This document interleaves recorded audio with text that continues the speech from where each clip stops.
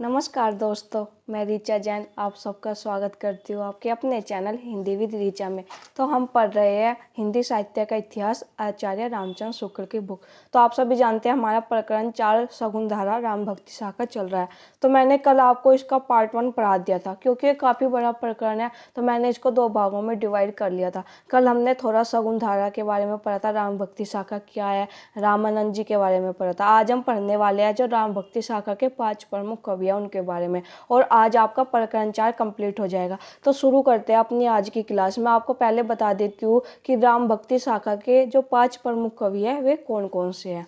चलिए अब देखते हैं हम राम भक्ति शाखा के 5 जो प्रमुख कवि हैं। सबसे पहले हम बात करते हैं तुलसीदास की। सबसे इम्पोर्टेंट है और काफ़ी बड़े भी है ये, और राम भक्ति शाखा के सबसे प्रसिद्ध कवि। और तुलसीदास ऐसे राइटर है कि हर बच्चा उनका नाम जानता है और काफ़ी इम्पोर्टेंट है, तो इसको हम ध्यान से पढ़ेंगे बहुत। दूसरे हमारे हैं अग्रदास, तीसरे नाभादास, फोर्थ प्राणचंद चौहान, 5 हृदय राम। तो मैं आपको बता देती हूँ, एक क्वेश्चन पूछा जाता है निम्न में से कौन राम भक्ति शाखा के प्रमुख कवि है, कौन नहीं है। तो मैं आपको बताती हूँ, अगर आप ये 5 राइटर के नाम याद कर लेते हैं तो आपका ये वाला क्वेश्चन सोल्व हो जाएगा। क्योंकि अगर एग्जाम में आता है तो इन 5 के ही नाम, इनमें से किसी के ही नाम ऑप्शन में दिए रहते हैं, इनसे अलग नहीं।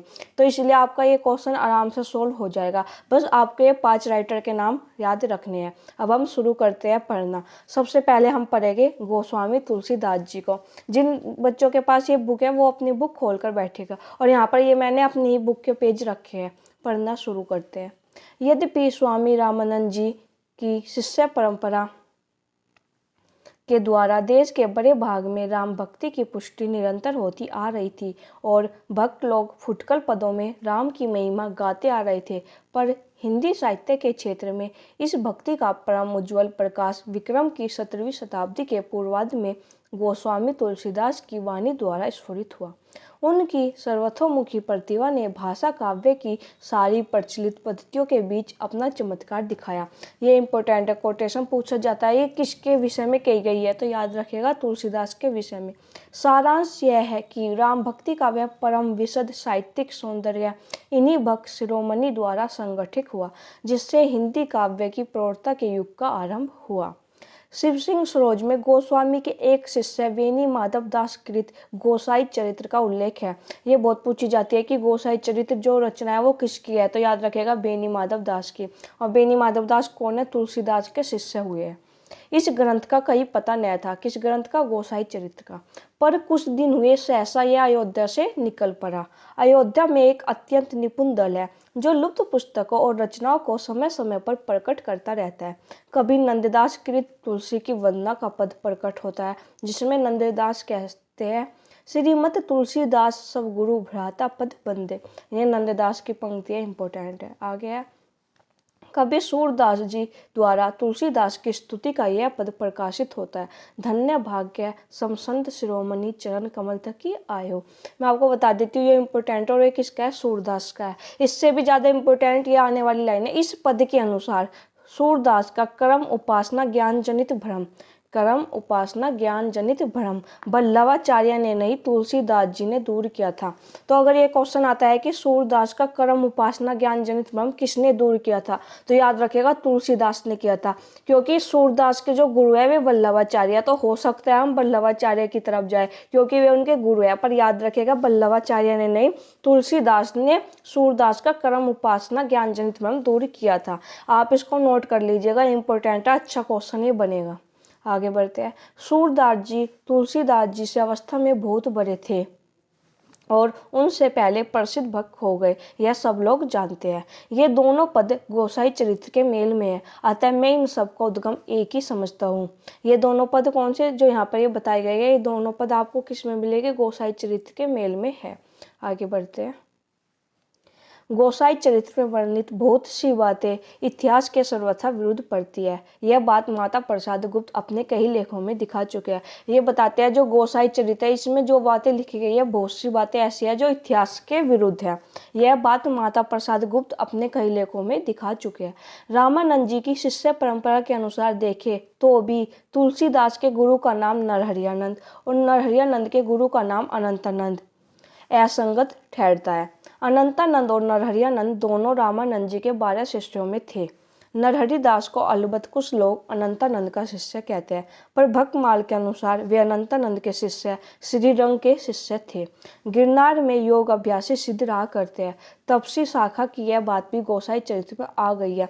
हमने जब कल पढ़ा था, अगर किसी ने ये प्रकरण शुरू से पढ़ा है तो उसके ये पैराग्राफ समझ में आ जाना चाहिए, क्योंकि इसमें यही बताया गया है कि रामानंद के जो शिष्य थे, अगर उनकी परंपरा देखें, हमने कल देखी थी रामानंद के शिष्य कौन कौन थे, तो उसमें तुलसीदास के गुरु का नाम नरहरियानंद और नरहरियानंद के गुरु का नाम अनंतानंद है। और ये कहना चाह रहे हैं कि अनंतानंद और नरहरियानंद दोनों रामानंद जी के 12 शिष्यों में थे। यहाँ पर यही बताया गया है। अब आगे देखेंगे हम। आगे है, इसमें कोई संदेह नहीं कि तिथि वार आदि ज्योतिष की गणना से सब कुछ ठीक मिलाकर तथा तुलसी के संबंध में चली आती हुई सारी जनश्रुतियों का समन्वय करके सावधानी के साथ इसकी रचना हुई है। पर एक ऐसी पदावली इसके भीतर चमक रही है जो इसे बिल्कुल आजकल की रचना घोषित कर रही है। यह है सत्यम शिवम सुंदरम। देखिए ये वाला पद है।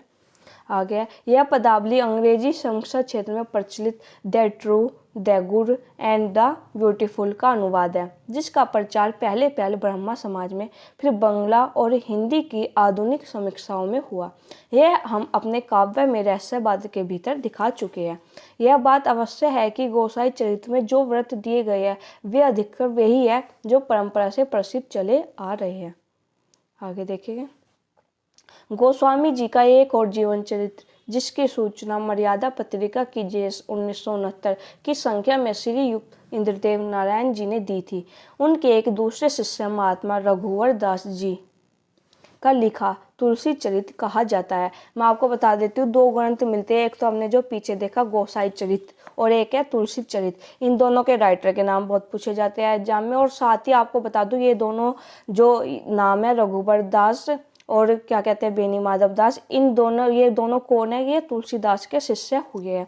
और साथ ही आपको बता दो, तुलसी चरित्र और गोसाई चरित्र में तुलसीदास के जीवन का ही वर्णन किया गया है, तो इसीलिए ये 2 ग्रंथ महत्वपूर्ण माने जाते हैं और एग्जाम में पूछे जाते हैं। यह कहाँ तक प्रमाणिक है नहीं कहा जा सकता। क्या चीज़? ये ग्रंथ जो तुलसी चरित्र है ये कितना प्रमाणिक है इसके बारे में नहीं कहा जा सकता। दोनों चरित्रों के वृत्तांतों में परस्पर बहुत कुछ विरोध है। दोनों चरित्रों के यानी तुलसी चरित्र और गोसाई चरित्र की दोनों में परस्पर बहुत कुछ विरोध है। बाबा बेनी माधव दास के अनुसार गोस्वामी जी के पिता जमुना के किनारे दुबे पूर्वा नामक गांव के दुबे और मुखिया के थे और पूर्वज पत्योजा ग्राम से यहाँ आए थे। पर बाबा रघुबर दास के तुलसी चरित्र में लिखा है कि सरवार में मझोली से 23 कोस पर कस्या ग्राम में गोस्वामी जी के परपिता में परशुराम मिश्र, जो गाना के मिश्र थे, रहते थे। वे तीर्थाटन करते करते चित्रकूट पहुंचे और उसी ओर राजापुर में बस गए। उनके पुत्र शंकर मिश्र हुए। शंकर मिश्र के रुद्रनाथ मिश्र और रुद्रनाथ मिश्र के मुरारी मिश्र हुए, जिनके पुत्र तुलसीराम जी आगे चलकर भक्त चूड़ामणि गोस्वामी तुलसीदास हुए। दोनों चरित्रों में गोस्वामी का जन्म संवत 1554 दिया है। यहाँ पर इस पूरे पैराग्राफ में गोस्वामी जी के मतलब जीवन परिचय के बारे में बात हो रही है कि उनके पिता कौन थे, क्या परंपरा थी, उनका जन्म कब हुआ था। इस बारे में अनुमान लगा रहे हैं कि गोसाई चरित्र में ये लिखा है, तुलसी चरित्र में ये लिखा है, वो ये सब यहाँ पर बता रहे हैं। देखते हैं, दोनों चरित्रों में गोस्वामी का जन्म संवत 1554 दिया हुआ है। बाबा बेनी माधव दास की पुस्तक में तो श्रावण शुक्ल 7वीं तिथि भी दी हुई है, पर इस संवत को ग्रहण करने से असंभव तुलसीदास की आयु 126 से 127 वर्ष आती है, जो पुनीत आचरण के महात्माओं के लिए असंभव तो नहीं कही जा सकती। शिव सिंह सरोज में लिखा है कि गोस्वामी जी संवत 1583 के लगभग उत्पन्न हुए थे। मिर्जापुर के प्रसिद्ध रामभक्त और रामायण पंडित राम गुलाम द्विवेदी भक्तों की जनश्रुति के अनुसार इनका जन्म संवत 1589 मानते थे। यानी जो दोनों हमें चरित्र मिलते हैं, गोसाई चरित्र और तुलसी चरित्र, उसमें तो क्या माना है, गोस्वामी का समय 1554 मानते हैं।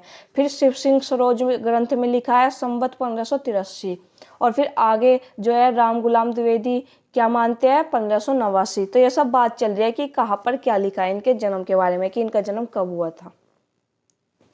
इसी सबसे पिछले संवत को ही डॉक्टर गिरियर्सन ने स्वीकार किया है।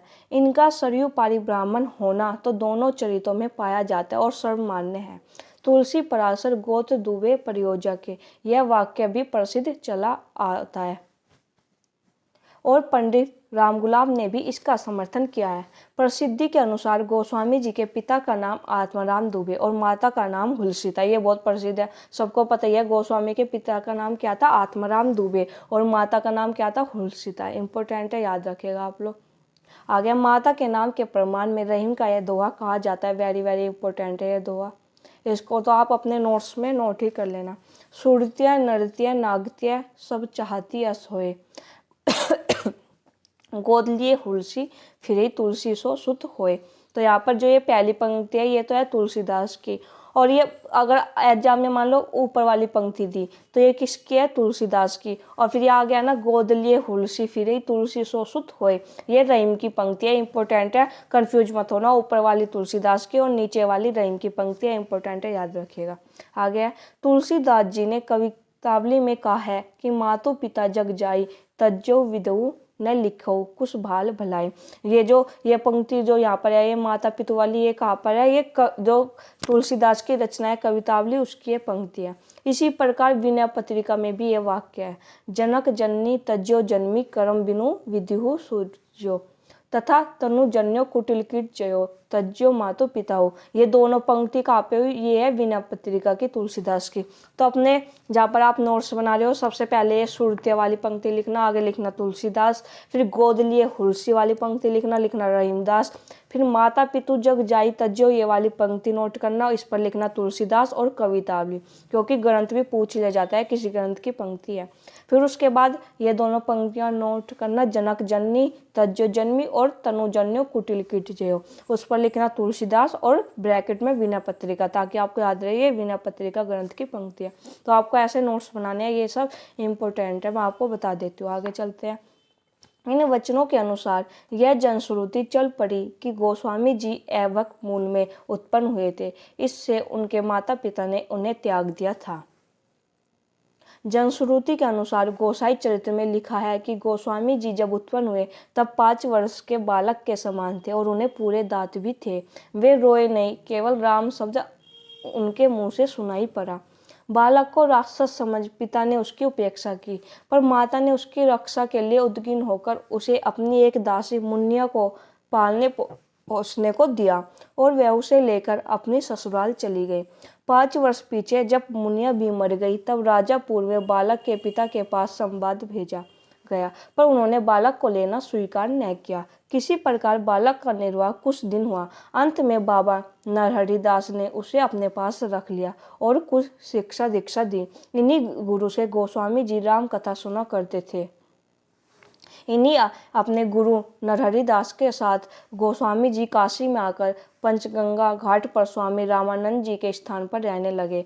वहाँ पर एक परम विद्वान महात्मा शेष सनातन जी रहते थे, जिन्होंने तुलसीदास को वेद वेदांग दर्शन इतिहास पुराण आदि में प्रवीण कर दिया।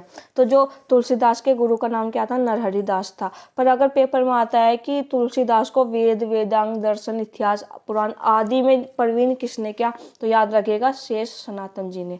कंफ्यूज नहीं होना है, ध्यान रखना। आ गया 15 वर्ष तक अध्ययन करके गोस्वामी जी फिर अपनी जन्मभूमि राजापुर को लौटे, पर वहाँ इनके परिवार में कोई नहीं रह गया था और घर भी गिर गया था। यमुना पार के एक ग्राम में रहने वाले भारद्वाज गोत्री एक ब्राह्मण यमद्वितीय को राजापुर में स्नान करने आए। उन्होंने तुलसीदास जी की विद्या विनय शील पर मुग्ध होकर अपनी कन्या इन्हें ब्याह दी। इसी पत्नी के उपदेश से गोस्वामी जी का विरत होना और भक्ति की सिद्धि प्राप्त करना प्रसिद्ध है। तुलसीदास जी अपनी इस पत्नी पर इतने अनुरक्त थे कि एक बार उसके मायके चले जाने पर वे नदी पार करके उससे जाकर मिले। स्त्री ने उस समय ये दोहे कहे, बहुत इंपॉर्टेंट दुआ है, लाज न लागत आपको दोहरी आयु साथ, धिक धिक ऐसे प्रेम को कहा मैं नाथ। यह बात तुलसीदास को ऐसी लगी कि वे तुरंत काशी आकर विरक्त हो गए। इस वृत्तांत को प्रियदास जी ने भक्तमाल की अपनी टीका में दिया है और तुलसी चरित्र और गोसाई चरित्र में भी इसका उल्लेख है। इंपॉर्टेंट है, याद रखिएगा आप लोग। गोस्वामी जी घर छोड़ने पर कुछ दिन काशी में, फिर काशी से अयोध्या जाकर रहे। उसके पीछे तीर्थ यात्रा करने निकले और जगन्नाथपुरी रामेश्वर द्वारका होते हुए बद्रिका आश्रम गए। वहां से ये कैलाश और मानसरोवर तक निकल गए। अंत में चित्रकूट आकर ये बहुत दिनों तक रहे, जहाँ अनेक संतों से इनकी भेंट हुई। इसके अनंतर संवत 1631 में अयोध्या जाकर इन्होंने रामचरितमानस आरंभ किया। इम्पोर्टेंट है, याद रखिएगा, अब यहाँ पर रामचरितमानस की बात हो रही है। कहाँ पर? इन्होंने अयोध्या जाकर रामचरितमानस का आरंभ किया और उसे 2 वर्ष 7 महीने में समाप्त किया। बहुत पूछा जाता है कि रामचरितमानस कब समाप्त हुआ, कितने समय लगा उसे लिखने में, तो याद रखिएगा 2 वर्ष और 7 महीने। कंफ्यूज नहीं होना, इम्पोर्टेंट है, 2 वर्ष 7 महीने। रामायण का कुछ अंश विशेषतः किशिकंधा कांड काशी में रचा गया। तो कौन सा कांड काशी में रचा गया? तो याद रखिएगा किशिकंधा कांड जो है काशी में रचा गया। रामायण समाप्त होने पर ये अधिकतर काशी में ही रहा करते थे। वहाँ अनेक विद्वान इनसे आकर मिला करते थे, क्योंकि इनकी प्रसिद्धि सारे देश में हो चुकी थी। ये अपने समय के सबसे बड़े भक्त और महात्मा माने जाते थे। कहते हैं कि उस समय के प्रसिद्ध विद्वान मधुसूदन सरस्वती से इनसे वाद हुआ था, जिससे प्रसन्न होकर इनकी स्तुति में यह श्लोक उन्होंने कहा था। आनंद कांड ने ये वाले श्लोक किसने कहा था? मधुसूदन सरस्वती ने। गोस्वामी जी के मित्रों और स्नेहियों में नवाब अब्दुल रहीम खान खाना, महाराज मान सिंह, नाभाजी और मधुसूदन सरस्वती आदि कहे जाते हैं। तो जो गोस्वामी जी के मित्र कौन कौन थे, याद रखेगा, अब्दुल रहीम खान खाना, महाराज मान सिंह, नाभाजी और मधुसूदन सरस्वती। यहाँ पर नाभाजी वे नाभादास वाले हैं जो हम आगे पढ़ेंगे। तो ये 4 नाम आपको याद रखने हैं, अब्दुल रहीम खान खाना, महाराज मान सिंह, नाभाजी और मधुसूदन सरस्वती। रहीम से समय समय पर दोहों में लिखा पढ़ी हुआ करती थी। काशी में इनके सबसे बड़े स्नेही और भक्त भदैनी के एक भूमियार जमींदार टोडर थे, जिनकी मृत्यु होने पर कई दोहे कहे हैं। तो ये जो इन्होंने 4 गाँव को ठाकुरों मन को महामहिप तुलसिया कलिकाल में अथे टोडर द्वीप, ये भी याद रखिएगा, जमींदार टोडर। ओके, आगे बढ़ते हैं। गोस्वामी जी की मृत्यु के संबंध में लोग यह दोहा कहा करते हैं। बिल्कुल बहुत ज़्यादा इंपॉर्टेंट है। क्यों इंपॉर्टेंट है? पूछा जाता है किस राइटर की मृत्यु पर यह दोहा कहा गया था, तो याद रखिएगा तुलसीदास की। पर बाबा बेनी माधव की पुस्तक में दूसरी पंक्ति इस प्रकार है या कर दी गई है, श्रावण कृष्ण तीज शनि तुलसी तज्जो शरीर। बस यहाँ पर जो ये शुक्ल सप्तमी है ना, इसकी जगह यहाँ पर कृष्ण तीज शनि कर दिया। कौन से ग्रंथ में? जो बाबा बेनी माधव दास का ग्रंथ है गोसाई चरित्र में। यह ठीक तिथि है क्योंकि टोडर के वंशज अब तक इसी तिथि को गोस्वामी जी के नाम से सीधा दिया करते हैं। मैं पुनि निज गुरु सन सोनी कथा सो सूकर खेत को लेकर कुछ लोग गोस्वामी जी का जन्म स्थान ढूंढने एटा जिले के सोंगे नामक स्थान पर सीधे पश्चिम दौड़े हैं। अब यहाँ पर जो इनका जन्म स्थान है उसके विषय में बात चलेगी। पहले उस ओर इशारा सबलाला सीताराम ने अयोध्या कांड के सवस्पादित संस्करण की भूमिका में दिया था। उसके बहुत दिन पीछे उसी इशारे पर दौड़ लगी और अनेक प्रकार के कल्पित प्रमाण सोरों को जन्म स्थान सिद्ध करने के लिए तैयार किए गए। सारे उपद्रव की जड़ है सूकर खेत, जो भ्रम से सोरो समझ लिया गया है। सूकर क्षेत्र गोंडे के जिले में सूरज सरजू के किनारे एक पवित्र तीर्थ है, जहाँ आसपास के कई जिलों के लोग स्नान करने आते हैं और मेला लगता है। जिन्हें भाषा की परख है उन्हें यह देखते देर न लगेगा कि तुलसीदास जी की भाषा में ऐसे शब्द जो स्थान विशेष के बाहर नहीं बोले जाते हैं, केवल 2 स्थानों के हैं, चित्रकूट के आसपास के और अयोध्या के आसपास के। किसी कवि की रचना में यदि किसी स्थान विशेष के भीतर ही बोले जाने वाले अनेक शब्द मिले तो उस स्थान विशेष से कवि का निवास संबंध मानना चाहिए। इस दृष्टि से देखने पर यह बात मन में बैठ जाती है कि तुलसीदास जी का जन्म राजापुर में हुआ, जहाँ उनकी कुमार अवस्था बीती। ये इंपॉर्टेंट है, ये वाली कोटेशन। कौन सी? किसी कवि की रचना में यदि किसी स्थान विशेष के भीतर ही बोले जाने वाले अनेक शब्द मिले तो उस स्थान विशेष से कवि का निवास संबंध मानना चाहिए। यहाँ तक ये इंपॉर्टेंट है, आप इसको नोट कर लीजिएगा। आ गया सरवरिया होने के कारण उनके कुल के तथा संबंधी अयोध्या गोंडा बस्ती के आसपास थे, जहाँ उनका आना जाना बराबर रहा करता था। विरक्त होने पर वे अयोध्या में भी रहने लगे थे। रामचरितमानस में आए हुए कुछ शब्द और प्रयोग नीचे दिए जाते हैं जो अयोध्या के आसपास की बोली जाते हैं। ये यहाँ पर जो अयोध्या के आसपास बोले जाते हैं शब्द वे दिए हुए हैं। आगे बढ़ते हैं। ये शब्द और प्रयोग इस बात का पता देते हैं कि किन किन स्थानों की बोली गोस्वामी जी की अपनी थी। आधुनिक काल के पहले साहित्य या काव्य की सर्वमान्य व्यापक भाषा ब्रज ही रही है, यह तो निश्चित है। भाषा काव्य के परिचय के लिए प्रायः सारे उत्तर भारत के लोग बराबर इसका अभ्यास करते थे और अभ्यास द्वारा सुंदर रचना भी करते थे।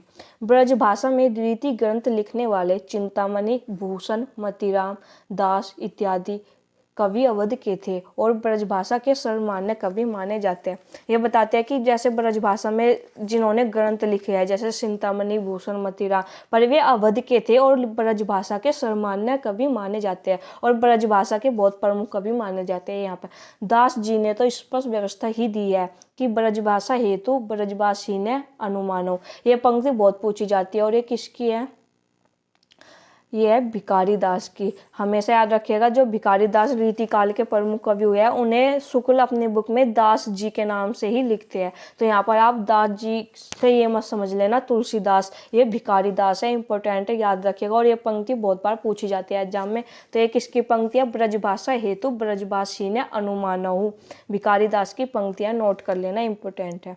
पर पूर्वी हिंदी या अवधी के संबंध में यह बात नहीं है। अवधी भाषा में रचना करने वाले जितने कवि हुए हैं सब अवध या पूर्व के थे। किसी पचाई कवि ने कभी पूर्वी हिंदी अवधि पर ऐसा अधिकार प्राप्त नहीं किया कि उसमें रचना कर सके। जो बराबर स्वरों की पचाई बोली ब्रज बोलता आया होगा वह जानकी मंगल और पार्वती मंगल किसी ठेठ अवधि लिखेगा। मानस ऐसे महाकाव्य की रचना अवधि में करेगा और व्याकरण के ऐसे देशबद्ध प्रयोग करेगा जैसे ऊपर दिखाए गए हैं। तो मैं आपको यहाँ पर बता दूं, जानकी मंगल और पार्वती मंगल तुलसीदास की रचना और इनकी भाषा क्या है? ठेठ अवधि। और रामचरितमानस ऐसे महाकाव्य की रचना अवधि में करेगा। और क्या कहते हैं? रामचरितमानस की भाषा क्या है? अवधि है, याद रखिएगा, इंपॉर्टेंट है। रामचरितमानस की भाषा बहुत पूछी जाती है तो आप लोग कंफ्यूज मत होइएगा। अवधि रामचरितमानस की भाषा है, नोट कर लीजिएगा। आगे भाषा के विचार में व्याकरणों के रूपों का मुख्य विचार होता है। भक्त लोग अपने को जन्म जन्मांतर से अनेक आराध्य इष्ट देव का सेवक मानते हैं। इसी भावना के अनुसार तुलसी और सूर दोनों ने कथा प्रसंग के भीतर अपने को गुप्त या प्रकट रूप में राम और कृष्ण के समीप तक पहुंचाया। जिस स्थल पर ऐसा हुआ है कि वही कवि के निवास स्थान का पूरा संकेत भी है। रामचरितमानस के, ये इंपॉर्टेंट है आगे, रामचरितमानस के अयोध्या कांड में वह स्थल देखिए जहाँ प्रयाग से चित्रकूट जाते हुए राम जमुना पार करते हैं और भारद्वाज के द्वारा साथ लगाए हुए शिष्यों को विदा करते हैं। राम सीता तट पर के लोगों से बातचीत कर ही रहे हैं कि तेई अवसर एक तावस आवा तेज पुंज लघु बयस स्वाबा। ये किसकी पंक्ति है? ये अयोध्या कांड किया, इंपॉर्टेंट है, याद रखिएगा। यह तापस एकाएक आता है, कब जाता है, कौन है, उसका कोई उल्लेख नहीं है। बात यह है कि इस ढंग से कवि ने अपने को ही तापस रूप में राम के पास पहुंचाया है। तो यहाँ पर जो ये तापस है ये कौन है? ये खुद जो तुलसीदास है वे है। यहाँ पर लिखा हुआ है ना, इस ढंग से कवि ने अपने को ही तापस रूप में राम के पास पहुंचाया है। तो यहाँ पर कभी क्वेश्चन आ सकता है कि ये तापस के रूप में कौन आया? तो याद रखिएगा स्वयं जो कवि है उसी ने अपने आप को राम के पास पहुंचाया है। तो कवि कौन है? ये तुलसीदास है, याद रखिएगा, इंपॉर्टेंट है। और ठीक उसी प्रदेश में जहाँ के वे निवासी थे अर्थात राजापुर के पास। सूरदास ने भी भक्तों की इस पद्धति का अवलंबन किया है। यह तो निर्विवाद है कि वल्लभाचार्य जी से दीक्षा लेने के उपरांत सूरदास जी गोवर्धन पर श्रीनाथ जी के मंदिर में कीर्तन किया करते थे। ये यहाँ पर जो पंक्ति है ये मैं आपको बता दूं, ये सूरदास के विषय में है। मंदिर में कीर्तन किया करते थे। अपने सूर सागर के 10वें स्कंद के आरंभ में सूरदास ने श्री कृष्ण के दर्शन के लिए अपने को धारी के रूप में नंद के द्वार पर पहुंचाया। तो किसने अपने को धारी के रूप में नंद के द्वार पर पहुंचाया है? सूरदास जी ने, इंपॉर्टेंट है, याद रखिएगा। और ये पंक्ति बहुत बार पूछी गई है। जब मैं नंदजू मेरे मन आनंद भयो हो गोवर्धन ते आयो, तुम्हारे पुत्र भयो मैं सुनी कई अति आतुर उठी धायो। तो ये किसकी पंक्ति है? सूरदास की है। तो आप देख रहे हैं जब हम तुलसीदास को पढ़ रहे हैं बीच बीच में कहीं पर सूरदास के विषय में भी थोड़ी थोड़ी जानकारी मिल रही है, तो वो आप नोट कर लीजिएगा और कंफ्यूज मत होइएगा कि ये सब तुलसीदास के विषय में। जैसे यहाँ पर ये एक पद आया है नंदजू मेरे मन आनंद भयो, ये सूरदास की पंक्ति है और एग्जाम में ये पूछी भी गई है। और एक पहले आई थी धन्य भाग्य वाली, वो भी सूरदास की पंक्ति थी, इंपॉर्टेंट है। दोनों पंक्तियों को आप एक जगह ही लिख लेना। आगे बढ़ते हैं। सबका सारांश यह है कि तुलसीदास जी का जन्म स्थान राजापुर जो प्रसिद्ध चला आता है वही ठीक है। तो आचार्य रामचंद्र शुक्ल तुलसीदास का जन्म स्थान क्या मानते हैं? राजापुर। आगे देखते हैं।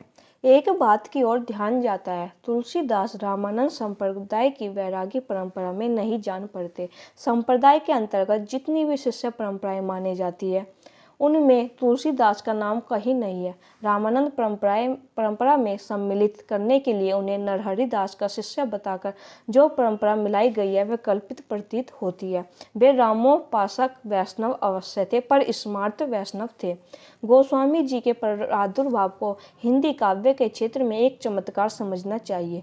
हिंदी काव्य की शक्ति का पूर्ण प्रसार इनकी रचनाओं में ही पहले दिखाई पड़ा। वीरगाथा काल के कवि अपने संकुचित क्षेत्र में काव्य भाषा के पुराने रूप को लेकर एक विशेष शैली की परंपरा निभाते आ रहे थे। ये कोटेशन इंपॉर्टेंट है, याद रखिएगा। सबसे पहली लाइन ज़्यादा, गोस्वामी जी के प्रादुर्भाव को हिंदी काव्य के क्षेत्र में एक चमत्कार समझना चाहिए। हिंदी काव्य की शक्ति का पूर्ण प्रसार इनकी रचनाओं में ही पहले दिखाई पड़ा। इम्पोर्टेंट है, आप याद रखिएगा, इसको नोट कर लीजिएगा। आगे बढ़ते हैं। चलती भाषा का संस्कार और समुन्नति उनके द्वारा नहीं हुई। भक्ति काल में आकर भाषा के चलते रूप को समाश्रय मिलने लगा। कबीरदास ने चलती बोली में अपनी वाणी कही पर वह बोली बेठिकाने की थी, पर उसका नियत रूप न था। मैं आपको बता दूं, जो आचार्य रामचंद्र शुक्ल है वे कबीरदास को बिल्कुल पसंद नहीं करते और तुलसीदास को वे पसंद करते हैं काफ़ी। तो यहाँ पर ये लिखते भी है कबीरदास के विषय में, कबीरदास ने चलती बोली में अपनी वाणी कही पर वह बोली बेठिकाने की थी, उसका कोई नियत रूप न था। शोरसैनी अपभ्रंश या नागर अपभ्रंश का जो सामान्य रूप साहित्य के लिए स्वीकृत था उससे कबीर का लगाव न था। उन्होंने नाथ पंथियों की सदुक्करी भाषा का व्यवहार किया जिसमें खड़ी बोली के बीच राजस्थानी और पंजाबी का मेल था। जब हमने कबीरदास पढ़ा था तो मैंने आपको बताया भी था जो सदुक्करी भाषा है इसमें कौन कौन सी भाषा है? खड़ी बोली, राजस्थानी और पंजाबी। और यह एग्जाम में पूछी भी जाती है कि सदुक्करी भाषा में कौन कौन सी भाषा मिश्रित थी, तो याद रखिएगा खड़ी बोली, राजस्थानी और पंजाबी का मेल थी। इसका कारण यह था कि मुसलमानों की बोली पंजाबी या खड़ी बोली हो गई थी और निर्गुणपंथी साधुओं का लक्ष्य मुसलमानों पर भी प्रभाव डालने लगा था। अतः उनकी भाषा में अरबी और फारसी के शब्दों का भी मनमाना प्रयोग मिलता है। तो यहाँ पर जो ये इतनी बात यहाँ पर कही गई है, यहाँ से ये कबीरदास के विषय में है। आगे बढ़ते हैं। उनका कोई साहित्यिक लक्ष्य नहीं था और वे पढ़े लिखे लोगों से दूर ही दूर अपना उपदेश सुनाया करते थे। वे कौन? यहाँ पर कबीर के विषय में ही बात हो रही है। साहित्य की भाषा में जो वीरगाथा काल के कवियों के हाथ में बहुत कुछ अपने पुराने रूप में ही रही। प्रचलित भाषा के संयोग से नया जीवन सगुणोपासक कवियों द्वारा प्राप्त हुआ। भक्त सूरदास जी ब्रज की चलती भाषा को परंपरा से चली आती हुई काव्य भाषा के बीच पूर्ण रूप से प्रतिष्ठित करके साहित्यिक भाषा को लोक व्यवहार के मेल में लाए। उन्होंने परंपरा से चली आती हुई काव्य भाषा का तिरस्कार न करके उसे एक नया चलता रूप दिया। सूर सागर को ध्यानपूर्वक देखने से उसमें क्रियाओं के कुछ पुराने रूप, कुछ सर्वनाम तथा कुछ प्राकृत के शब्द पाए जाएंगे। सारांश यह है कि वे परंपरागत काव्य भाषा को बिल्कुल अलग करके एक बारगी नई चलती बोली लेकर नहीं चले। भाषा का यह एक सामान्य रूप उन्होंने रखा जिसका व्यवहार आगे चलकर बराबर कविता में होता आया। यह तो ही ब्रज भाषा की बात। यहाँ पर ये क्या थी? ये ब्रज भाषा के विषय में बात हो रही थी। इसके साथ ही पूर्वी बोली या अवधि भी साहित्य निर्माण की ओर अग्रसर हो चुकी थी। जैसा कि पहले कहा जा चुका है, अवधि की सबसे पुरानी रचना ईश्वर दास की सत्यवती कथा है। इम्पोर्टेंट है बहुत ज़्यादा। यह एग्जाम में पूछा जाता है कि अवधि की सबसे पुरानी रचना कौन है? ईश्वर दास की सत्यवती कथा। या फिर ये पूछ रहे कि रामचंद्र शुक्ल के अनुसार अवधि की सबसे पुरानी रचना कौन सी है? तो याद रखिएगा सत्यवती कथा। और ये किसकी थी? ईश्वर दास की ये रचना थी। अपने आगे चलकर प्रेम मार्गी शाखा के मुसलमान कवियों ने अपनी कहानियों के लिए अवधि भाषा ही चुनी। मैं आपको बता दूं ये सब हम पढ़ के आ चुके हैं। ये जब हमने वहाँ पर निर्गुण शाखा पढ़ी थी तो उसमें हमने ये सब पढ़ा था। तो एक तरह से वही बात सब बता रहे हैं दोबारा। जब भी मैं कहती हूँ कि जो ये बुक है आपको शुरू से पढ़नी होगी, ऐसे बीच बीच में से पढ़ेंगे तो कम समझ में आएगी, क्योंकि इसका वही है कि जो पहले बात हो चुकी है उसका आगे बार बार जिक्र आता है, तो इसलिए हमें शुरू से ही ये बुक पढ़नी होगी। तो आप लोग भी ये प्रयास करिएगा कि ये बुक शुरू से ही पढ़ते हुए चले। आगे बढ़ते हैं। इस प्रकार गोस्वामी तुलसीदास जी ने अपने समय में काव्य भाषा के दो रूप प्रचलित पाए, एक ब्रज और दूसरी अवधि। अब यहाँ पर ब्रज और अवधि की क्यों बात हो रही थी, क्योंकि आगे तुलसीदास जी जो है उन्होंने अपनी काव्य भाषा में दो रूप प्रचलित किए, एक ब्रज भाषा और दो अवधि। दोनों में उन्होंने समान अधिकार के साथ रचनाएं की। अब हम आगे बढ़ते हैं। आगे हम देखेंगे जो इन्होंने बताया ब्रज और अवधि, इनकी देखेंगे कि इनकी कौन सी रचना ब्रज में थी और कौन सी अवधि में थी।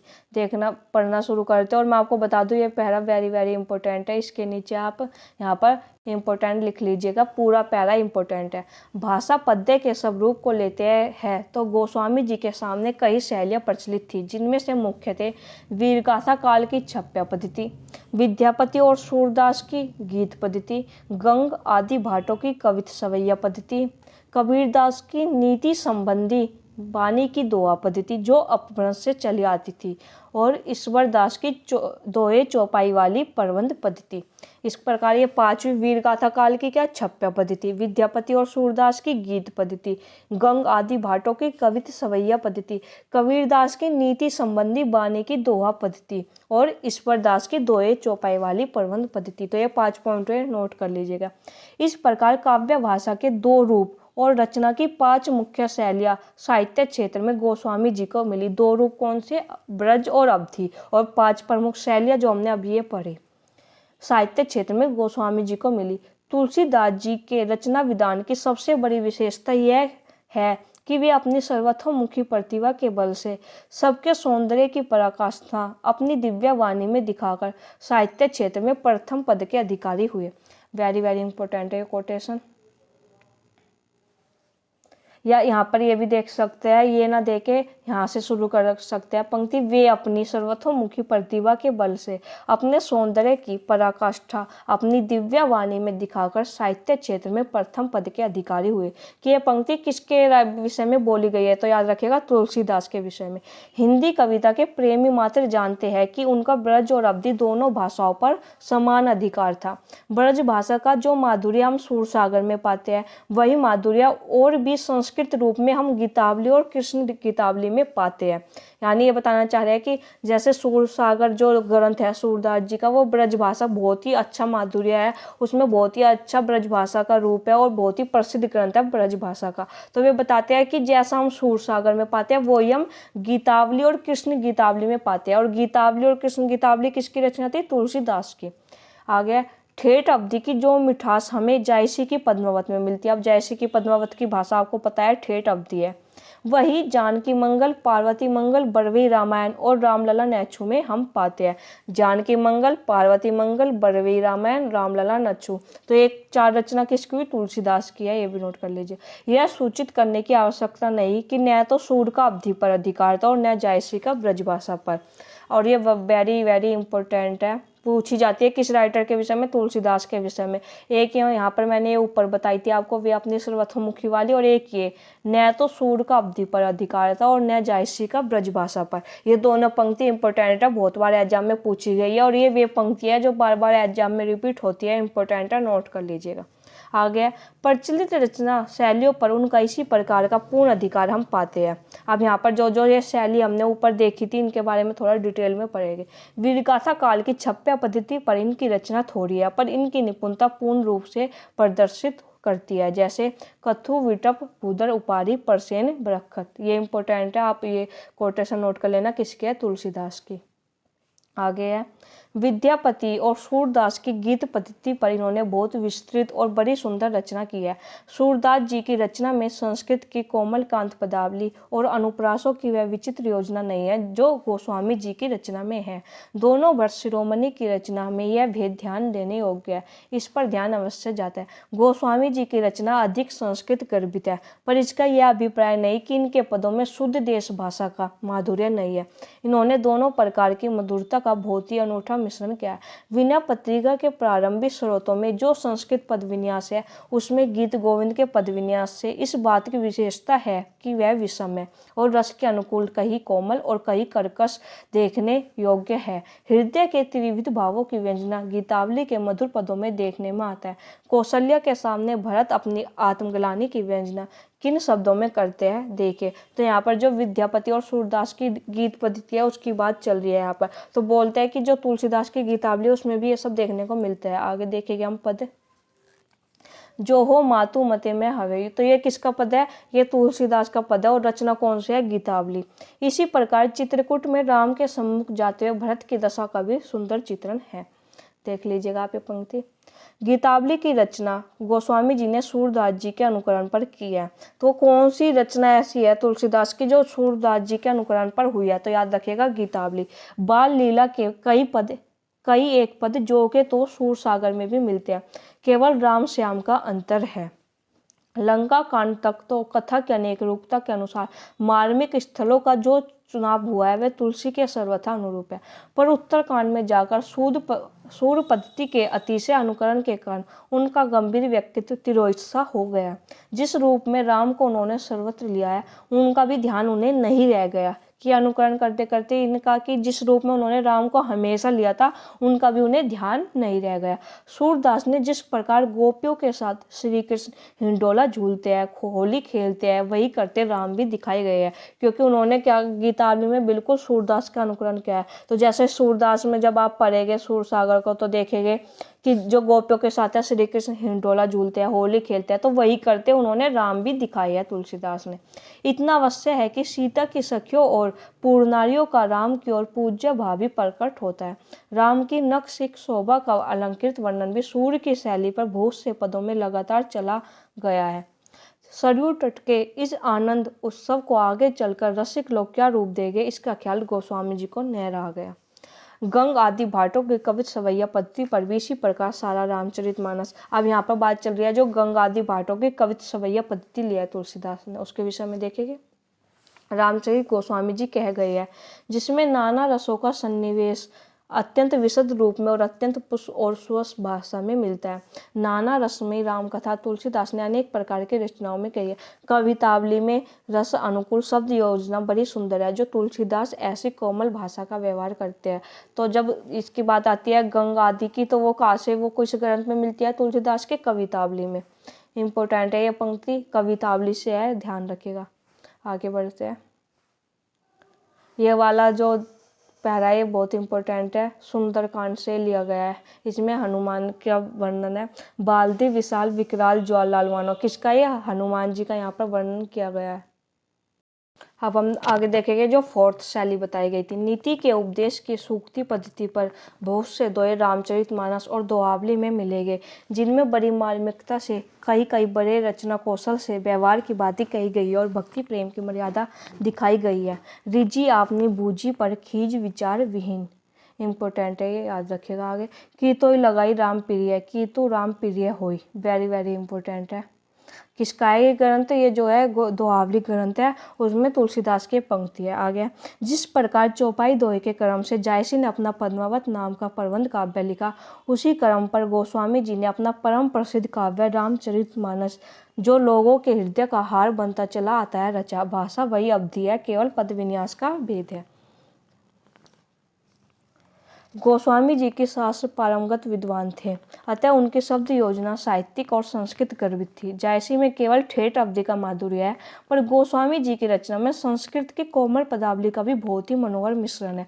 नीचे दी हुई कुछ चौपाइयों में दोनों की भाषा का भेद स्पष्ट देखा जा सकता है। तो यहाँ पर जो ये आपको पहली कोटेशन है ये पद्मावत के और दूसरी जो है रामचरितमानस के, इंपॉर्टेंट है, याद रखिएगा। इसमें दोनों भाषाओं का जो भेद है वो बताया गया।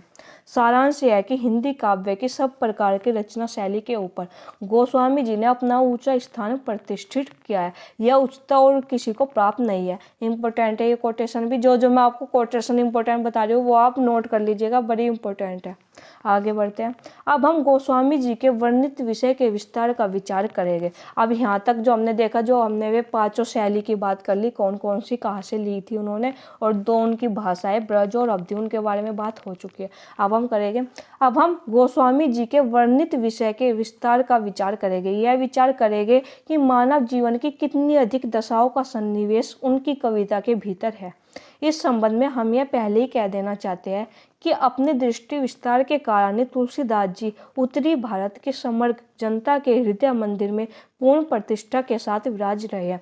भारतीय जनता का प्रतिनिधि कवि यदि किसी को कह सकते हैं तो इन्हीं महानुभाव को। वह इंपॉर्टेंट कोटेशन है, याद रखिएगा। और कवि जीवन का कोई एक लक्ष्य लेकर चले आए, जैसे वीर काल के कवि उत्साह को, भक्ति काल के दूसरे कवि प्रेम और ज्ञान को, अलंकार के कवि दाम्पत्य परिणय या श्रृंगार को। पर इनकी वाणी की पहुंच मनुष्य के सारे भावों और व्यवहारों तक है।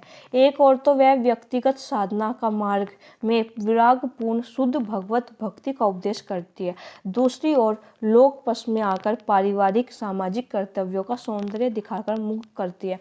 व्यक्तिगत साधना के साथ लोक धर्म की अत्यंत उज्जवल छटा उसमें वर्तमान है। ये इंपॉर्टेंट है, आप थोड़ा इसको एक बार पढ़ लीजिएगा दोबारा से। आगे बढ़ते हैं। पहले कहा जा चुका है कि निर्गुण धारा के संतों की वाणी में किस प्रकार लोक धर्म की अवहेलना छिपी हुई थी। सगुण धारा की भारतीय पद्धति के भक्तों में कबीर, दादू आदि के लोक धर्म विरोधी स्वरूप को यदि किसी ने पहचाना तो गोस्वामी जी ने। उन्होंने देखा कि उनके वचनों से जनता की चित्तवृत्ति में ऐसे घोर विकार की आशंका है जिसमें समाज विशृंखल हो जाएगा, उसकी मर्यादा नष्ट हो जाएगी। जिस समाज से ज्ञान संपन्न विद्वानों, अन्याय अत्याचार के दमन में तत्पर वीरों, पारिवारिक कर्तव्यों का पालन करने वाले उच्च आश्रय व्यक्तियों, पतिपरायण सतियों, पितृभक्ति के कारण प्रजा का पुत्रवत पालन करने वाले शासकों आदि के प्रति श्रद्धा और प्रेम का भाव उठ जाएगा, उसका कल्याण कदापि नहीं हो सकता। गोस्वामी जी को निर्गुण पंथियों की वाणी में लोक धर्म की उपेक्षा का भाव स्पष्ट दिखाई पड़ा। साथ ही उन्होंने यह भी देखा कि बहुत से अधिकारी और अशिक्षित वेदांत के कुछ चलन शब्दों को लेकर बिना उनका तात्पर्य समझे यूं ही ज्ञानी बने हुए मूर्ख जनता को लौकिक कर्तव्यों से विचलित करना चाहते हैं और मूर्खता मिश्रित अहंकार की वृद्धि कर रहे हैं। इसी दशा को लक्ष्य करके उन्होंने इस प्रकार के वचन कहे हैं। साखी शब्दी दोहा कई कहने उपखान। मैंने ये इसलिए पढ़ा, ये बड़ा इंपॉर्टेंट है, तुलसीदास का है और ये अभी हाल ही में आया था एग्जाम में। होता क्या है, जब हम ये साखी शब्दी देख लेते हैं ना तो हमारा ध्यान कबीरदास की तरफ चला जाता है, पर नहीं, ये तुलसीदास का है। इसमें उन्होंने कबीर पर आरोप लगाया और जो ये पहली दो पंक्तियाँ ये भी इंपॉर्टेंट है, पर ज़्यादा ये इंपॉर्टेंट है और पूछी भी यहीं से जाती है। साखी शब्दी दोहरा कई कहने उपखान, क्योंकि पहली शब्द हमने देखा और हमारा साखी देखते ही हम कबीर पर चले गए, तो याद रखेगा ये तुलसीदास की पंक्तियाँ इंपॉर्टेंट है। इसी प्रकार योग मार्ग से भक्ति मार्ग का गोस्वामी जी ने बहुत स्पष्ट शब्दों में बताया है। योग मार्ग ईश्वर को अंतस्थ मानकर अनेक प्रकार की अंतर साधनाओं में परिवर्तित करता है। सगुण भक्ति मार्ग ईश्वर को भीतर और बाहर सर्वत्र मानकर उनकी कथा का दर्शन खुले हुए व्यक्ति जगत के बीच करता है। वे ईश्वर को केवल मनुष्य के शुद्र घट के भीतर ही नहीं मानता। इसी से गोस्वामी जी कहते हैं, अंतर्जाम यूते पर बाहिर जामी है राम जो नाम लिए थे। घट के भीतर कहने से गुहा या रहस्य की धारणा फैलती है जो भक्ति के सीधे स्वाभाविक मार्ग में बाधा डालती है। घट के भीतर साक्षात्कार करने की बात कहने वाले प्राय अपने को गूढ़ रहस्यदर्शी प्रकट करने के लिए सीधी सादी बात को भी रूपक बांधकर अन्य टेढ़ी पहेली बनाकर कहा करते हैं। पर इस प्रकार के दुराव जवाब की प्रवृत्ति को गोस्वामी जी भक्ति का विरोधी मानते हैं। सरलता या सीधेपन को भी वे भक्ति का नित्य लक्ष्य कहते हैं। मन की सरलता, वचन की सरलता और कर्म की सरलता, तीनों सूधे मन सूधे सचन, सूझी सब करतूती, तुलसी सूधी सकल विधि, रघुवर प्रेम प्रस्तुति। इंपॉर्टेंट है, ये याद रखेगा। वे भक्ति के मार्ग को ऐसा नहीं मानते जिसे लखे कोई बिरले, इसका मतलब है कोई कोई देख सकता है। लखे कोई बिरले का मतलब है कोई कोई देख सकता है। तो वे भक्ति के मार्ग को ऐसा नहीं मानते कि जिसे कोई कोई ही देख सकता है। वे उसे ऐसा सीधा सादा स्वाभाविक मार्ग बताते हैं जो सबके सामने दिखाई पड़ता है। वह संसार में सबके लिए ऐसा ही सुलभ है जैसे अन्न और जल। इंपॉर्टेंट है ये भी। आगे बढ़ते हैं। अभिप्राय यह है कि जिस हृदय से भक्ति की जाती है वह सबके पास है। हृदय की जिस पद्धति से भक्ति की जाती है वह भी वही है जिससे माता पिता की भक्ति, पुत्र कलत्र का प्रेम किया जाता है। इसी से गोस्वामी जी कहते हैं, यही जग में जय लगी या तन की प्रीति प्रतीति सगाई। नाथपंथी रमते जोगियों के प्रभाव से जनता अंधी भेड़ बनी हुई तरह तरह की करामातों को साधुका का चिन्ह मानने लगी थी और ईश्वर उन्मुख साधना को कुछ बिरले रहस्यदर्शी लोगों का ही काम समझने लगी थी। ये भी आप देख लीजिएगा, इम्पोर्टेंट।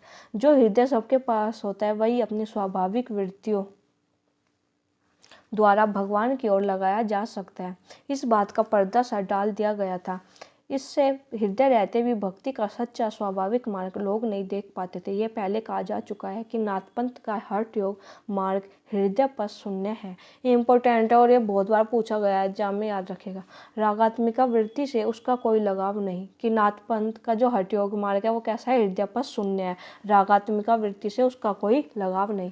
अतः रमते जोगियों की रहस्य भरी बानियां सुनते सुनते जनता के हृदय में भक्ति की सच्ची भावना दब गई थी, उठने ही नहीं पाती थी। लोग किसी दशा को लक्ष्य करके गोस्वामी जी को कहना पड़ा था, गोरख जगायो जो भक्ति बगायो।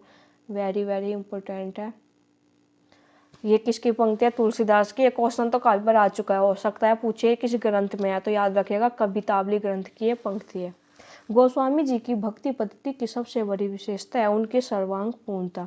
जीवन के किसी पक्ष को सर्वथा छोड़कर वह नहीं चलती है, सब पक्षों के साथ उसका सामंजस्य है। न उनका कर्म या धर्म से विरोध है, न ज्ञान से।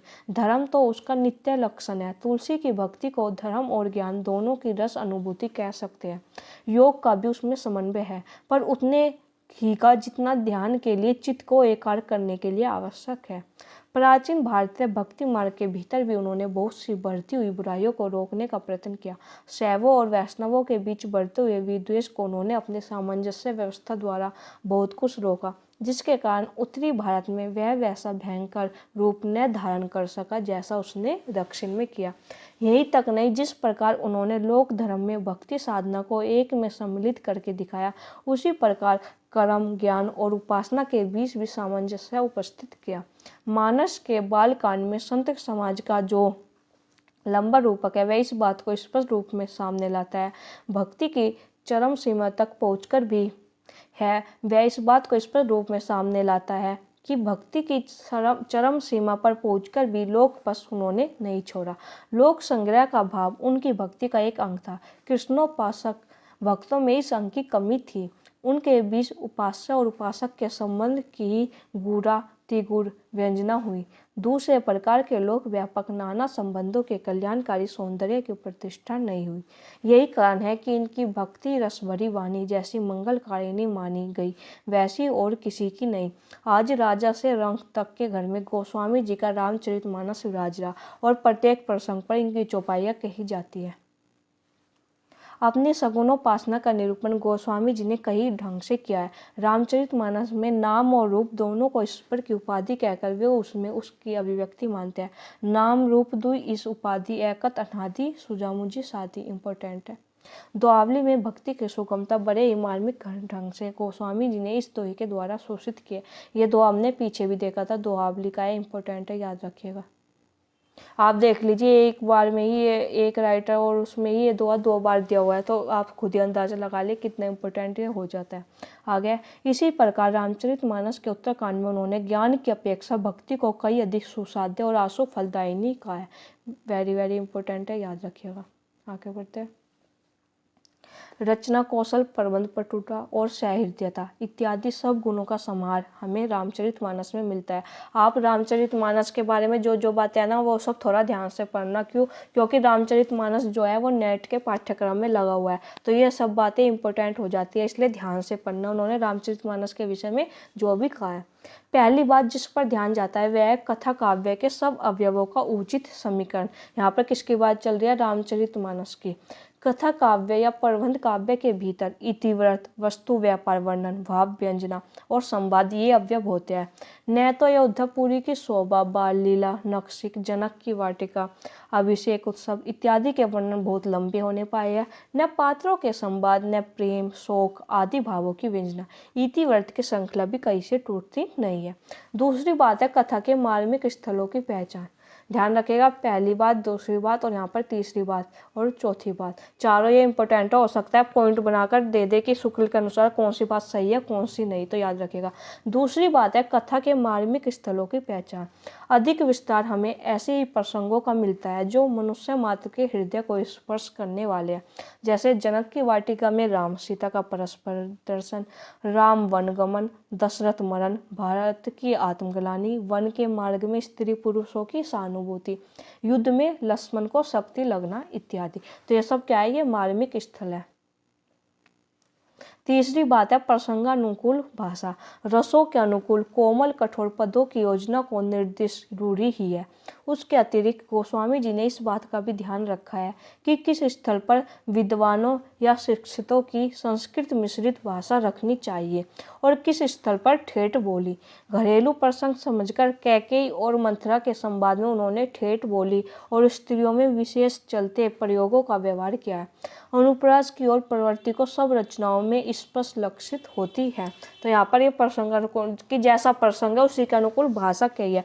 तो जो कैकेयी और मथुरा के संवाद में उन्होंने बिल्कुल ठेठ बोली का प्रयोग किया है।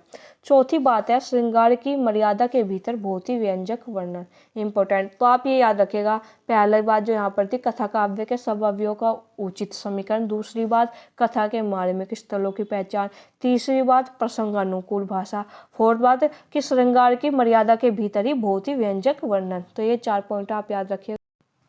आगे वे लिखते हैं जिस धूमधाम से मानस की प्रस्तावना चली है, मानस यानी रामचरित मानस की, उसे देखते ही ग्रंथ के महत्व का आभास मिल जाता है। उससे साफ झलकता है कि तुलसीदास जी अपने ही तक दृष्टि रखने वाले भक्त न थे, संसार को भी दृष्टि फैलाकर देखने वाले भक्त थे। जिस व्यक्त जगत के बीच उन्हें भगवान के राम रूप की कला का दर्शन कराना था, पहले चारों ओर दृष्टि दौड़ाकर उसके अनेक रूपात्मक स्वरूप को उन्होंने सामने रखा है।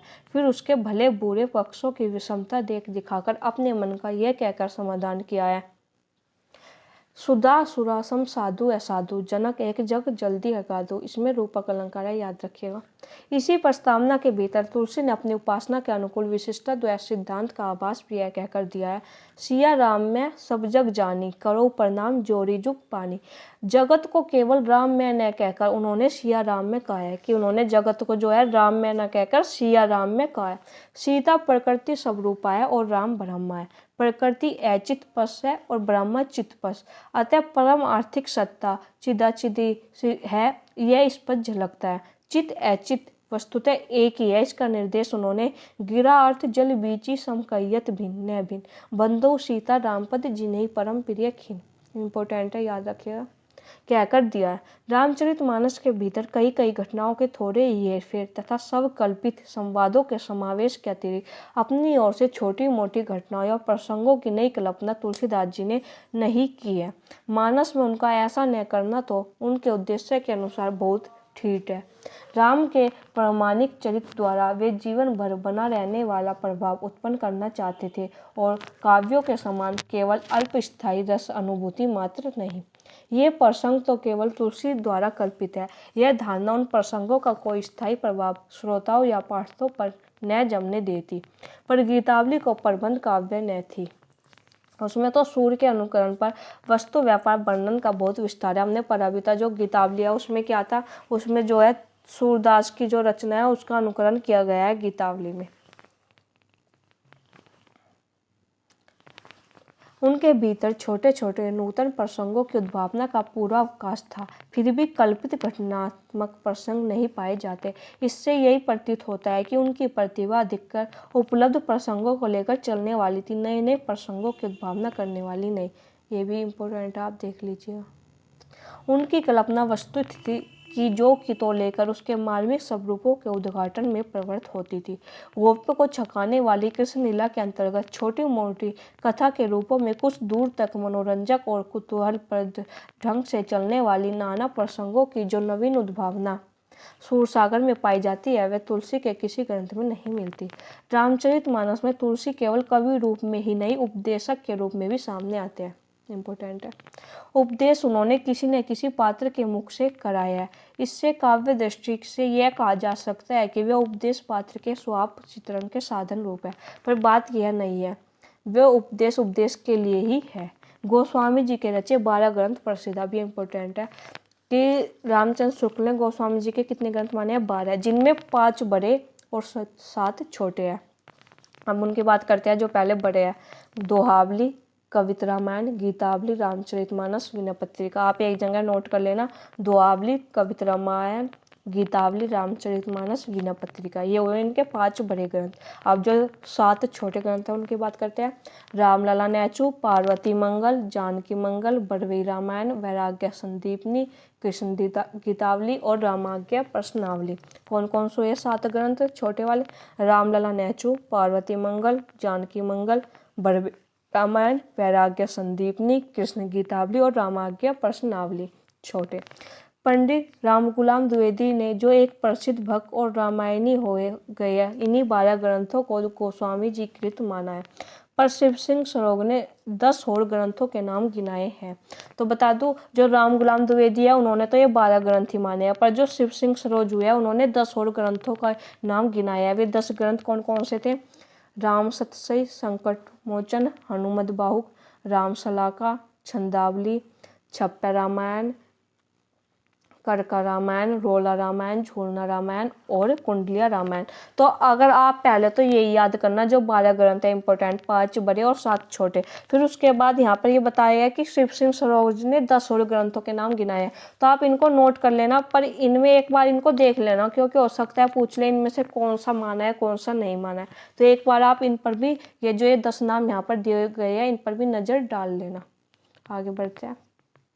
इनमें से कई एक तो मिलते ही नहीं। हनुमत बाहुक को पंडित राम गुलाम जी ने कवितावली के ही अंतर्गत लिया है, ये भी इंपॉर्टेंट है, बहुत पूछा जाता है हनुमत बाहुक। तो ये क्या है, ये कवितावली जो इनका ग्रंथ है उसी के अंतर्गत लिया है। किसने? जो राम गुलाम द्विवेदी जी है उन्होंने। राम सतसई में 700 से अधिक, कुछ अधिक दोहे हैं, जिनमें से 150 के लगभग दोहावली के ही है। अधिकांश दोहे उसमें कुतूहल वर्धक चातुर्य लिए हुए और क्लिष्ट है।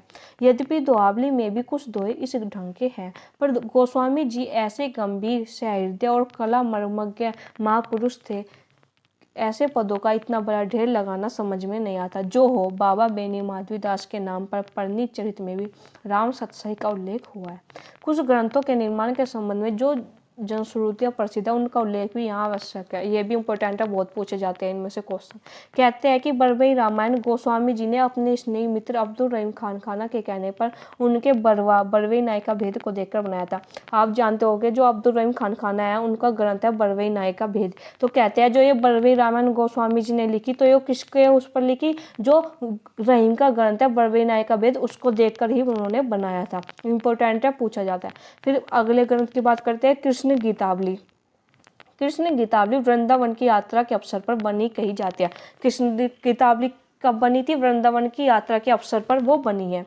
पर बाबा बेनी माधवदास के गोसाई चरित के अनुसार राम गीतावली और कृष्ण गीतावली दोनों ग्रंथ चित्रकूट में उस समय के कुछ पीछे लिखे गए, जब सूरदास जी उनसे मिलने वहाँ गए थे। गीतावली कहते हैं कि वैसे तो जो कृष्ण गीतावली है वो वृंदावन की यात्रा के अवसर पर बनी है, पर जो ये ग्रंथ है गोसाई चरित, इसमें लिखा है कि राम गीतावली और कृष्ण गीतावली दोनों कब बनी थी? जब चित्रकूट में उस समय के कुछ पीछे लिखे गए, जब सूरदास जी उनसे मिलने वहाँ गए थे। गोस्वामी जी के एक मित्र पंडित गंगा राम ज्योतिषी काशी में प्रहलाद घाट पर रहते थे। रामाज्ञा प्रसन्न उन्हीं के अनुरोध से बना माना जाता है। ये भी बहुत पूछा जाता है कि रामाज्ञा प्रसन्न किसके अनुरोध पर बनाया था? तो याद रखिएगा, गंगा राम ज्योतिषी काशी के अनुरोध पर यहाँ बनाया था। जब ये काशी में प्रहलाद घाट पर रहते थे उनके मित्र गंगा राम ज्योतिषी, तो उन्हीं के अनुरोध से फिर गोस्वामी जी ने रामाज्ञा प्रसन्न बनाया था। हनुमत बाहुक से तो प्रत्यक्ष है कि वह बाहुओं में असह्य पीड़ा उठने के समय रचा गया था। इसका विषय क्या था हनुमत बाहुक का? कहते हैं प्रत्यक्ष है, जैसे नाम से ही हो रहा है, प्रतीक हो रहा है। हनुमत बाहुओं में असह्य पीड़ा उठने के समय रचा गया था। वीणा पत्रिका के बनने का कारण यह कहा जाता है कि जब गोस्वामी जी ने काशी में राम भक्ति की गहरी धूम मचाई, तब एक दिन कलिकाल तुलसीदास जी को प्रत्यक्ष आकर धमकाने लगा और उन्होंने राम के दरबार में रखने के लिए वह पत्रिका अर्जी लिखी। वीणा पत्रिका इंपॉर्टेंट है, पूछा जाता है। कलिकाल नाम का था, उसने तुलसीदास जी को प्रत्यक्ष आकर सामने आकर धमकाने लगा, तो उन्होंने राम के दरबार में रखने के लिए वह पत्रिका या अर्जी लिखी। इंपॉर्टेंट है, सब याद रखेगा। आगे, गोस्वामी जी की सर्वांगपूर्ण काव्य कुशलता का परिचय आरंभ में ही दिया जा चुका है। उनकी साहित्य मर्मकता, भावुकता और गंभीरता के संबंध में इतना और जान लेना भी आवश्यक है कि उन्होंने रचना नैपुण्य का भद्दा प्रदर्शन कहीं नहीं किया है और न शब्द चमत्कार आदि के खेलवाड़ों में वे फंसे। मैं आपको बता दूं, ये पूरा पैराग्राफ बड़ा इंपॉर्टेंट और इसमें जो रेड पेन से हाईलाइट किया हुआ है वो इंपॉर्टेंट हो जाता है ज़्यादा, तो आप ये देख लीजिएगा। अलंकारों की योजना उन्होंने ऐसे मार्मिक ढंग से की है कि वे सर्वत्र भावों या तथ्यों की व्यंजना को परिस्फुटित करके हुए पाए जाते हैं, अपनी अलग चमक दमक दिखाते हुए नहीं। कहीं कहीं लंबे लंबे सांग रूपक बांधने में अवश्य उन्होंने एक भद्दी परंपरा का अनुसरण किया। दुआवली के कुछ दोहों के अतिरिक्त और सर्वज्ञ भाषा का प्रयोग उन्होंने भावों और विचारों को स्पष्ट रूप में रखने के लिए किया है, कारीगरी दिखाने के लिए नहीं। उनकी सी भाषा की सफाई और किसी कवि में नहीं, ये बड़ा इंपॉर्टेंट है ये एक लाइन कही, उनकी सी भाषा की सफाई और किसी कवि में नहीं। आचार्य रामचंद्र शुक्ल ने किस कवि के विषय में कहा है, तो याद रखिएगा तुलसीदास। मैंने आपको तुलसीदास की 6-7 कोटेशन ऐसी बताई है जो बहुत इंपॉर्टेंट है, आप उसको एक जगह नोट कर लेना। आगे देखें, सूरदास में ऐसे वाक्य मिलते हैं जो विचारधारा आगे बढ़ाने में कुछ भी योग देते नहीं पाए जाते, केवल पाद पुथ्यर्थ ही लाए हुए जान पड़ते हैं। इसी प्रकार तुकांत के लिए भी शब्द भी तोड़े गए हैं, पर गोस्वामी जी की काव्य रचना अत्यंत प्रौढ़ और सुव्यवस्थित है, एक भी शब्द फालतू नहीं। खेद है कि भाषा की यह सफाई पीछे होने वाले बहुत कम कवियों में रह गई। सब रसों की सम्यक व्यंजना उन्होंने की है, पर मर्यादा का उल्लंघन कहीं नहीं किया। प्रेम और श्रृंगार का ऐसा वर्णन जो बिना किसी लज्जा और संकोच के सबके सामने पढ़ा जा सके, गोस्वामी जी का ही है। हम निसंकोच कह सकते हैं कि यह एक कवि ही हिंदी को प्रौढ़ साहित्यिक भाषा सिद्ध करने के लिए काफ़ी है। सबसे आखिरी लाइन है और सबसे इम्पोर्टेंट लाइन है इसमें। आपको एक उन्होंने रचना नैपुण्य वाली पंक्ति, उनकी सी भाषा की सफाई वाली, गोस्वामी जी की काव्य रचना अत्यंत प्रौढ़ वाली, प्रेम और श्रृंगार का ऐसा वर्णन और एक कवि की हिंदी को प्रौढ़, ये 5-6 ऐसी लाइन है जो एग्जाम में पूछी जाती है। ये वाली उनकी सी भाषा की सफाई तो अभी आरपीएससी का एग्जाम होता है उसमें पूछी गई थी। यहाँ पर जो है हमारा तुलसीदास कंप्लीट होता है। ये वीडियो काफ़ी लंबी हो गई है, तो मैं आपको ये कल की वीडियो में आपको बाकी के बच्चे जो 4 राइटर है वो आपको करवा दूंगी। अगर आपको वीडियो पसंद आई तो लाइक, सब्सक्राइब, शेयर कीजिएगा। साथ ही यदि आपका कोई डाउट है तो आप मुझको मेरी ईमेल आईडी पर भेज दीजिएगा। धन्यवाद।